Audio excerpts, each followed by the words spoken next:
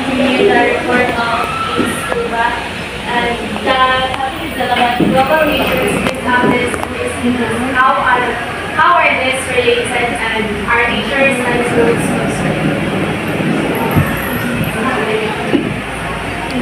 Global issues with SDGs, the role of teachers and schools, understanding the connection between global challenges and sustainable development goals.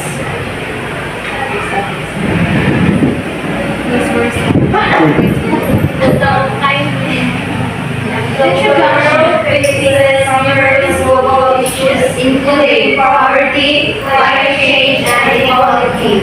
The Sustainable Development Goals were introduced by the United Nations in 2015 to address these challenges.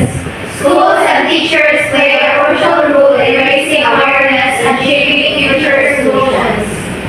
So, ang purpose na ginanong i-establish ang SDGs is para ma-promote or ma-preserve yung atong environment natin sa mga issues na nakapagod. Challenges in implementing SDGs in schools. So, mga yung mga challenges, lack of resources. Many schools struggle with funding and materials. So, kasagaran na din sa tuwan mga ilang for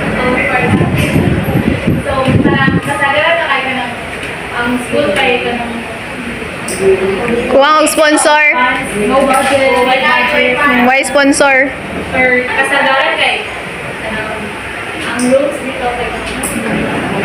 Guba-guba. The resistance to able some educators and institutions may not prioritize and limited teacher training need for professional development in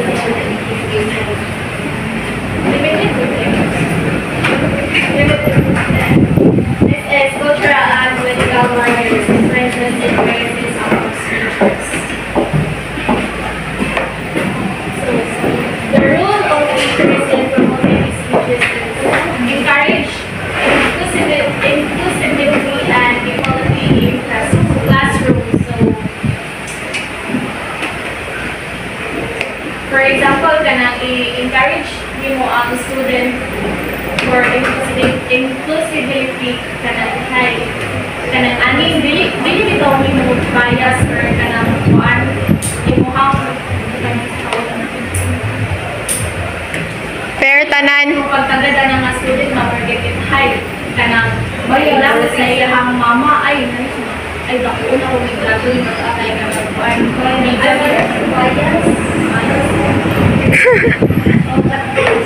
dapat na ay fairness bitaw sa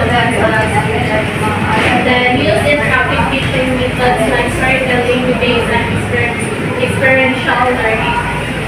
Promote student-led initiatives for social change and connect with global networks to share ideas and resources. So, how schools can contribute? Curriculum education, teach SDGs in science, social studies, and ethics classes. So, tuduan daw ang mga students o kanang unsay mga for example kanang unsay mga challenges or issues about kanang SDGs. The next is eco-friendly initiatives. Reduce waste, promote recycling, and adapt clean energy. So, parehas sa ato if malit, bitaw ta diri sa school, if malit kay naa na tayo community service no. So, mao nang dapat jud kanang kanang classroom materials kanang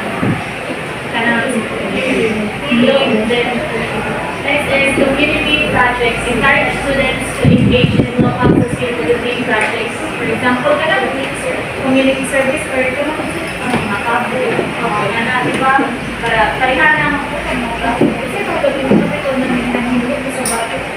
kasi coastal point. Global awareness campaigns, conduct debates or exhibition and awareness. Then, why are schools and teachers concerned?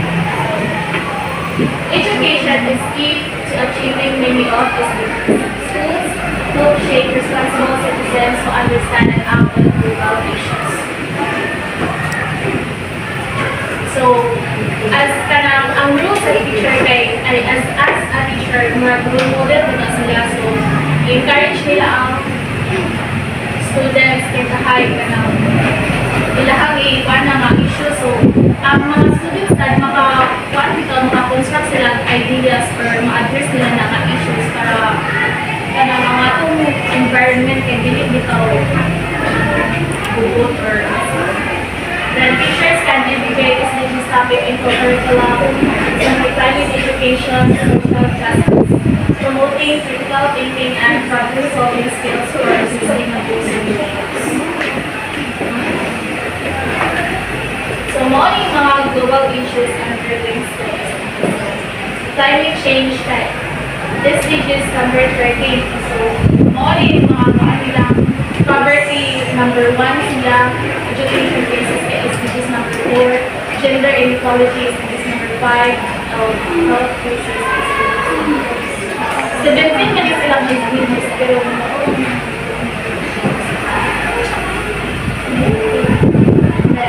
what are the sustainable development goals?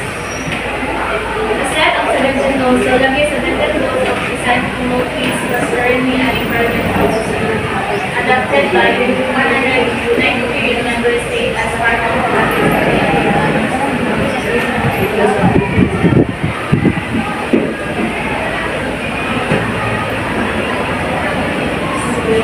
solutions and ways forward. So, government's work.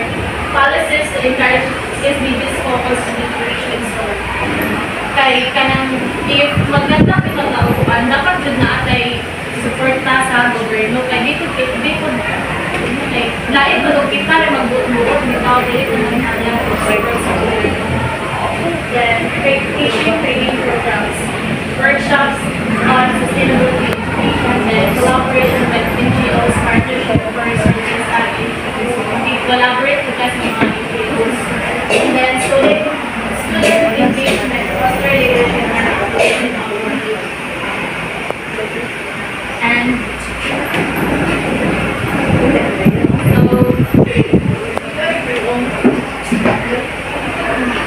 so conclusion, global issues and SDGs are deeply connected, requiring action at all levels.